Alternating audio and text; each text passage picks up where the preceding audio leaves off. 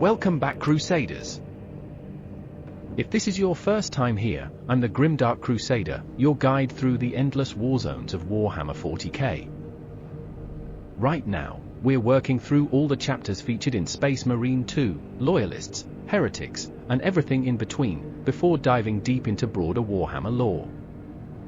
If you love the 40K universe as much as I do, make sure to subscribe so you don't miss out on any updates. Today, we're shifting our focus to the cold, mechanical warriors of the Adeptus Astartes, the Iron Hands. The Iron Hands are known for their ruthless efficiency, their reliance on technology, and their belief that flesh is weak.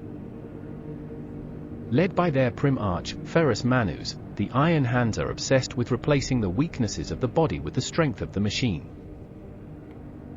To them, the machine is perfection, and weakness, whether emotional or physical, must be purged.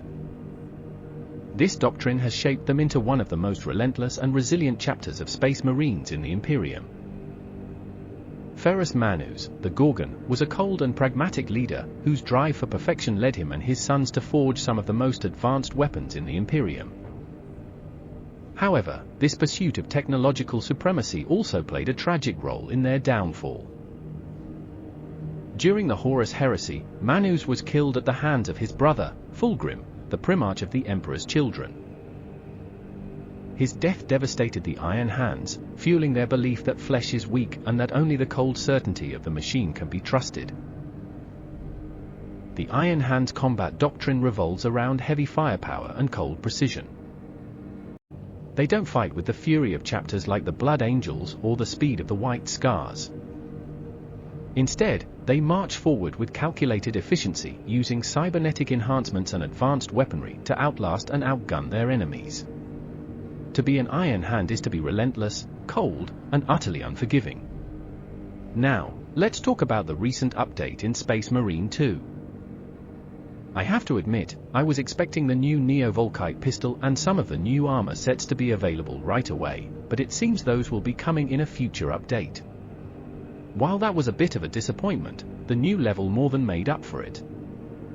The level of detail in the environment is exactly what you'd expect from Space Marine 2, with the ruined cities and Tyranid-infested landscapes looking phenomenal. One of the biggest highlights was the fight against the Hierophant Bio-Titan. This fight was no joke, it's a serious challenge, and the introduction of the new turret mechanics was a refreshing change to the gameplay.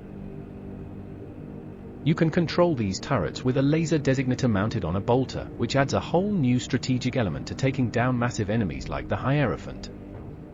I'll have more coverage of this in my next chapter spotlight, so stay tuned for that. But back to the Iron Hands. Their motto, "The flesh is weak," defines everything they are. The more they replace their organic components with cybernetics, the stronger they become, at least in their eyes. For the Iron Hands, victory isn't just about winning battles, it's about proving the superiority of machine over man, a belief that guides their every move on the battlefield.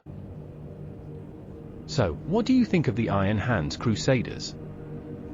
Do you admire their mechanical efficiency, or do you think their obsession with purging weakness is their ultimate flaw? Let me know in the comments, and make sure to subscribe so you don't miss the next chapter spotlight as we continue through the factions in Space Marine 2, including the Heretics and Xenos. Until next time, keep your bolters loaded and your augmentations in check.